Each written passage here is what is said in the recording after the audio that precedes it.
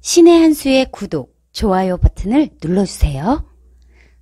구독과 좋아요는 신의 한 수의 큰 힘이 됩니다.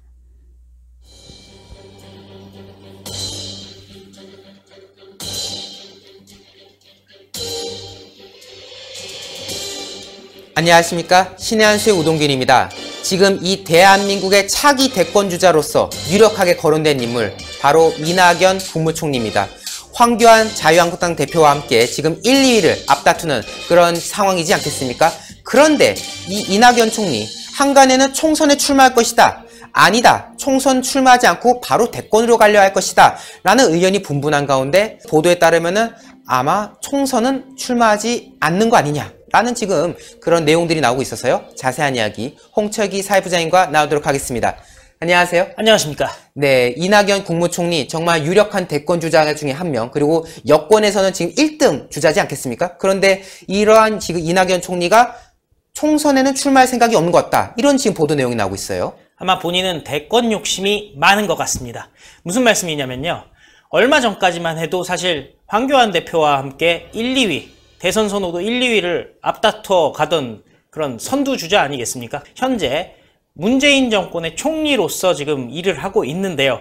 문제는 지금 문재인 정권이 지속적으로 지금 헛발질을 하고 있는 상황 아니겠습니까? 한일 무역 갈등, 북핵 문제, 그다음에 한미의 문제, 여러 가지 지금 문제들이 산적한 가운데 문재인 정권의 총리로서 평가받을 수 있는 총선 출마보다는 그냥 바로 대선으로 직행하려 하는 것이 아닌가 하는 생각이 듭니다. 네, 저희가 이 국회 대정부 질문에서 나온 이야기가 있습니다. 총선 출마에 뜻이 없다는 의사를 표명한 내용인데요. 자료 화면을 같이 보면서 이야기 나누도록 하겠습니다. 네, 이제 자료 화면 보시면요, 이제 자유한국당의 임이자 의원이 이제 말한 겁니다. 이낙연 총리에게 이런 질문을 했는데요. 지금 살살 들리는 게 총리의 출마설이 나오돌고 있다.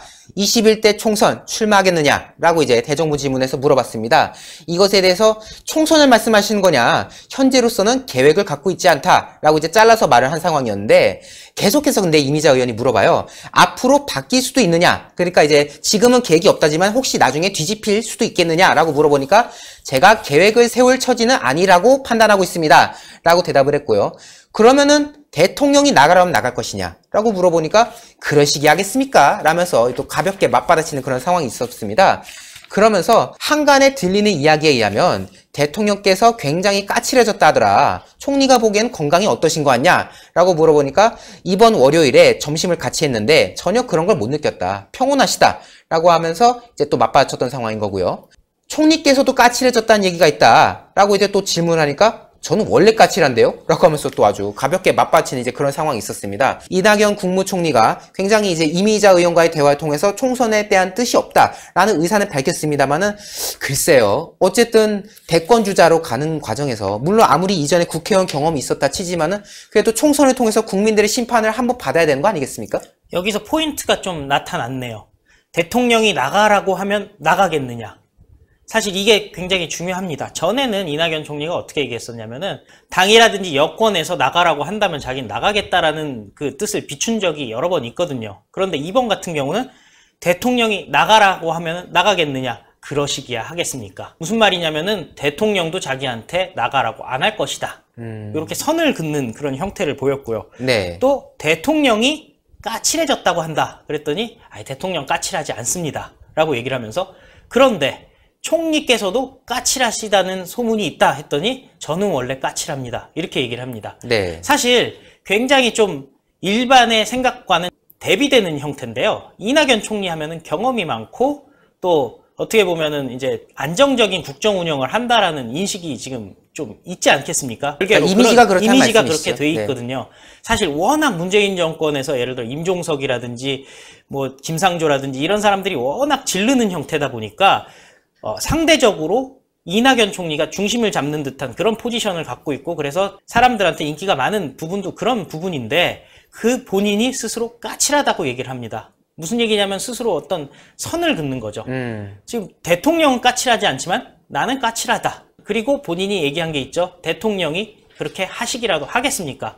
선을 그으면서 총선 출마 별로 생각이 없다, 이런 뜻을 비췄습니다. 그런데요, 자료를 보시면서 한번 얘기를 하시면 좋을 것 같아요. 이낙연의 정치 이력을 보면요, 사실 이 사람은 직업 정치인이라고 보는 것이 맞습니다. 물론 젊었을 때 동아일보 기자를 했던 건 사실이지만요, 이분이 16, 17, 18, 19대까지 국회의원을 쭉 했고요. 지역구도 그대로 갔고요.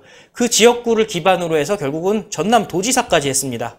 그리고 현재는 국무총리를 하고 있습니다. 그러니까 굉장히 오랜 시간 동안, 20년이 넘는 시간 동안 정치인으로서의 행보를 보여오지 않았겠습니까? 솔직히 말씀드리면 대통령 빼고는 다 해본 분입니다. 이런 분 입장에서는 당연히 대통령 하고 싶어요. 그런데 문제가 좀 있어요. 출마를 한다고 그러면은 또다시 전남으로 내려가서 자기 원래 지역구에서 배지를 단 것 갖고는 명분이 부족해요. 그건 거저먹는 짓이죠. 사실 보니까 이 민주당의 텃밭이라 할 수 있는 그런 지역에서 그동안 국회의원을 해왔던 거 아니겠습니까? 심지어 이력을 보니까 전남도지사까지 했었고요. 그러니까 호남에서 주로 의정활동을 하거나 또 행정가로서의 경험을 쌓아왔던 인물인 건데, 이런 상황에서 만약에 또다시 그쪽으로 간다 하면 이거는 오히려 안 가기만 못한 거 아니겠습니까? 맞습니다. 그래서 이분 같은 경우는 결국에는 정치 1번지인 종로를 나와야 되는 것입니다. 그리고 실제로 종로에 출마설이 있는 사람들 같은 경우는 황교안 대표도 출마설이 있고요. 임종석 같은 경우는 아주 적극적으로 본인이 그곳에 출마하겠다고, 심지어 정세균 전 대표의 지역구 아니겠습니까? 그렇죠. 종로가. 그런데 그분에게도 제가 그쪽으로 좀 이사 가겠습니다라고 통보를 했다는 그런 기사도 지금 나오고 있고요. 그런 부분에서 사실 이낙연 총리도 한 단계 업그레이드를 하려면, 솔직히 더 이상 업그레이드 할 게 대통령밖에 없거든요. 업그레이드 하려면 이분이 할 수 있는 부분은 결국에는 종로 출마해서 자유한국당의 아주 대표적인 정치인과 맞대결을 펼쳐서 그걸 통해서 대권으로 가는 것이 어찌 보면 정석적인 어떤 코스입니다. 이 소문이 얼마나 났냐면요, 북한에도 났습니다. 한번 자료 한번 보시죠. 북한 대남 선전 매체 메아리에 보면요, 종로구는 정치 1번지로 불리는 곳으로서 여기서 당선되면은 정치적 체급이 부쩍 높아질 뿐 아니라 차기 대권주자로서의 상징성도 높아진다. 그래서 여권에서 종로 출마가 거론되는 인물도 메아리에서 지목을 합니다. 한국 언론인 줄 알겠어요. 그러니까요. 임종석. 한국 언론 기사 그대로 딴 거 아닙니까, 이거 완전? 네, 맞습니다. 그래서 임종석, 이낙연, 정세균 등을 지목을 합니다. 그래서 이낙연이 종로에 출마할지도 모른다라는 얘기는 북한에까지 잘 알려진 얘기예요. 그런데 이분이 갑자기 선을 긋은 거예요. 왜 그러냐? 선거가 쉽지 않겠다라는 어떤 다선 의원으로서, 베테랑 정치인으로서의 감이 있다는 거예요. 아니, 사실은 왜냐면은 최근에 또 뭐 황교안 대표를 앞섰다는 그런 여론조사 결과도 나오는 상황이기 때문에 여권 사이에서는 이낙연 총리가 오히려 좀 나서주는 것이 좋지 않겠냐라고 분명히 뭔가 밑에서 군부를 뗀 사람도 있을 거란 말이죠. 근데 정작 당사자는 굉장히 몸을 사린 듯한 그런 모양새를 치는 게, 이거는 결국 일시적인 현상인 거고, 자기의 감으로 봤을 때는 오히려 나서면 나설수록 최악의 상황으로 갈 수 있기 때문에 그런 우려 때문에 지금 피하는 것이다 라는 관측이신 거네요. 그렇죠. 왜냐면은 지금 굳이 여권 1위로서 장기간 순항을 하고 있는 상황 아니겠습니까? 대선주자 후보로서 장기간 순항을 하고 있는 상황에서 굳이 삐끗할 필요가 없다는 거예요. 종로에서 만약에 이게 소위 말하는 유탄을 맞는 거죠. 유탄을 맞으면은 잠재적인 대권 후보로서의 위상이 완전히 무너지게 되거든요. 그런데 이분 같은 경우는 사실은 그런 의미에서 지금 굉장히 고도의 정치적인 행보를 시작을 합니다. 왜냐면은 지금 경제가 폭망이지 않습니까? 그렇죠. 1%대라고 얘기를 하고 있고, S&P에서는 어떤 얘기도 했냐면 이게 아직 일본의 수출 규제 부분이 반영이 되지 않은 거다라는 말도 지금 나오고 있습니다. 그리고 실제로 수출 규제가 나타나게 되면 대한민국의 기간 산업들이 다 무너질 가능성이 있지 않겠습니까? 그렇죠. 단순히 반도체뿐이 아니라 자동차라든지 선박이라든지 이런 하이테크 기술이 필요한 모든 분야에 전략 물자가 들어가기 때문에 상당히 위험할 수가 있습니다. 이럴 때일수록 지금 문재인 정권에서의 이낙연 총리의 책임에서 벗어나는 것이 중요합니다. 그런 의미에서 김상조 정책실장을 비판했던 거 있잖아요. 그 사람은 말이 많다. 이런 것도 결국에는 네. 청와대에 반기를 들은 그런 모습을 보여줄 수가 있고요. 네. 그 다음에 더 지금 황당한 것은 7월 13일 며칠 안 남았죠? 그렇네요.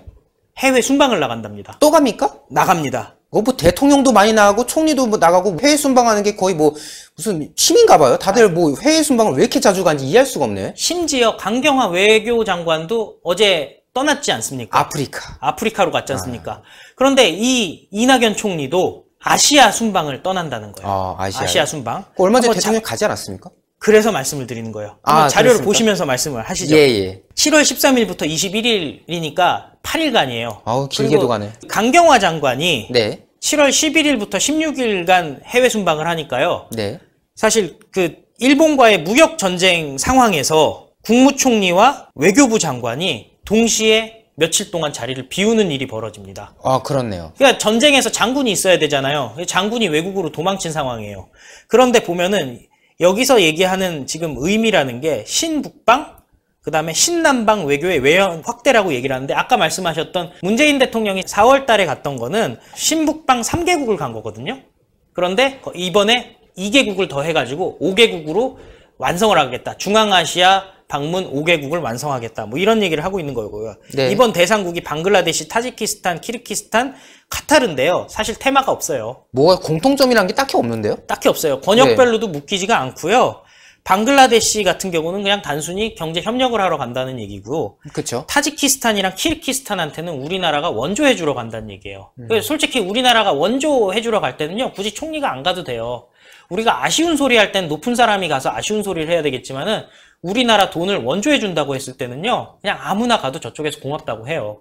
그런데 굳이 총리가 지금 이 시간에 이 아주 위급한 상황에 외국을 나가는 겁니다. 그리고 카타르 같은 경우는 사우디아라비아나 아랍에미레이츠랑 사이가 굉장히 안 좋지 않겠습니까? 그렇죠. 카타르가 이란과의 커넥션이 있기 때문에 굉장히 사이가 안 좋거든요. 그런데 수주 지원한다고 굳이 총리가 얼마 전에 사실 빈살만 왕세자가 대한민국 방문하지 않았겠습니까? 그런 부분들 다 감안을 해서 해야 되는데 굳이 외국을 나갑니다. 그 이유가 무엇이냐? 지도를 보면서 말씀을 드릴게요. 네. 지금 우리나라에서 문제가 되는 부분은 동쪽에 있는 일본입니다. 그렇죠. 그런데 이번에 방문하는 나라들은 서쪽에 다 몰려 있습니다. 그리고 일정도 생각해 보시면은 국무총리가 8일씩이나 비우는 일이 그렇게 많지가 않거든요.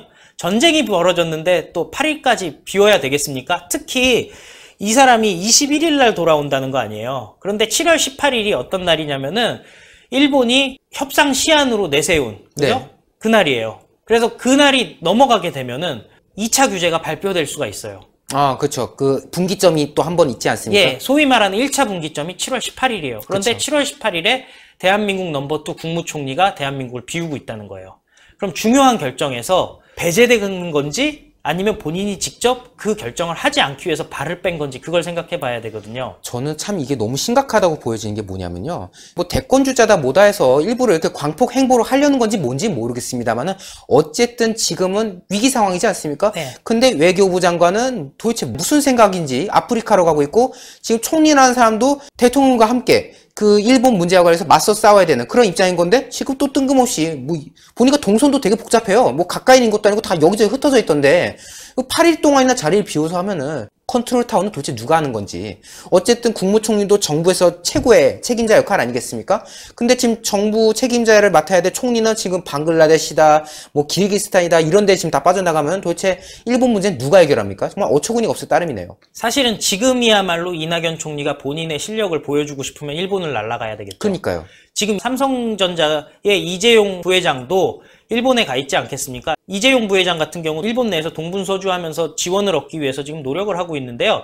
만약 이낙연 총리가 날아간다면은 도움이 될 거 아니겠어요. 그런데 이거를 일본을 가지 않고 반대 방향으로 사실 중요하지 않는 곳에 간다라는 것은 본인이 적극적으로 지금 정권에서 벌어지는 경제폭망 문제, 한일 무역 갈등 문제에 본인이 적극적으로 개입하지 않고 책임도 지지 않겠다라는 것이고, 김상조 정책실장에 대해서 비판한 거, 그 다음에 대통령에 대해서 발언한 것들, 정치적으로 내년 총선에서 한 발 빠지는 듯한 모습을 보이는 것 모두가 다 지금 본인은 국무총리지만은 문재인 정권의 실패는 자기의 책임이 아니다라는 것을 보여주기 위한 정치적 제스처가 아닌가 그런 생각이 들고요. 결국에는 대선으로 직행하려는 그런 생각이 아닌가 싶습니다. 지금 소위 말하는 민심이 문재인 정권으로서부터 돌아섰기 때문에 문재인 정권의 최고위층인 총리마저도 돌아서고 있는 것이 아닌가 그런 생각도 해봅니다. 네, 오늘 정말 좋은 취재 해주셨습니다. 정말 고생 많으셨습니다.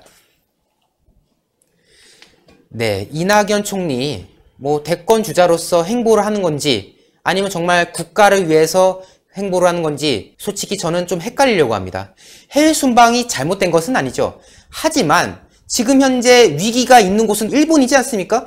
그러면 일본에 가서 좀 뭔가 노력을 하는 그런 모습을 보여준다면 본인의 입지에도 나쁠 것이 전혀 없을 텐데 왜 이런 시점에 중앙아시아, 서남아시아를 가는지 이해할 수가 없습니다. 사실 얼마 전에 저희가 신의 한 수를 통해서 보도드린 바도 있지만은 이낙연 총리가 대통령 전용기를 이용해서 해외를 순방했다라고 해가지고 논란이 한번 있지 않았습니까? 지금 벌써부터 뭔가 대통령스러운 행보를 하려는 거 아닌지, 그렇기 때문에 위험을 최대한 줄이기 위해서 총선 출마 이런 것들은 거부하고 바로 대선을 직행하려는 그런 시도를 하는 건지 약간 많은 부분에서 의혹이 듭니다. 그리고 청와대 정책실장과도 뭔가 각을 세우는 모습을 보여주면서 청와대와 본인은 별개다 라는 뉘앙스를 풍기려는 건지 참 여러 가지로 해석할 게 많아지는데요. 그런다고 달라지는 거 없습니다. 결국 문재인 정부가 똑바로 하지 못하면 이낙연 총리도 결국 아무 쓸모없는 그런 인물이 된다는 점, 이낙연 총리가 더 잘 알고 있을 텐데 왜 이런 행보를 보이는지 모르겠습니다. 네, 동그랗게 올라오는 구독 버튼 눌러주시고요. 추천 버튼 눌러주시고요. 댓글로 많은 응원과 성원 부탁드리겠습니다. 여러분 대단히 감사합니다. 감사합니다. 고생하셨습니다. 신의 한 수의 구독, 좋아요, 알림 방법입니다. 보실 영상을 눌러주세요. 아래의 구독 버튼을 눌러주세요. 그럼 종 모양이 나옵니다. 그 종 모양을 눌러주시면 신의 한 수의 새로운 영상들이 알림이 울립니다. 그리고 엄지척 좋아요 버튼을 눌러주세요. 여러분의 구독, 좋아요 버튼은 신의 한 수의 큰 힘이 됩니다. 댓글로 여러분의 많은 의견도 듣고 있습니다. 응원의 댓글도 부탁드립니다.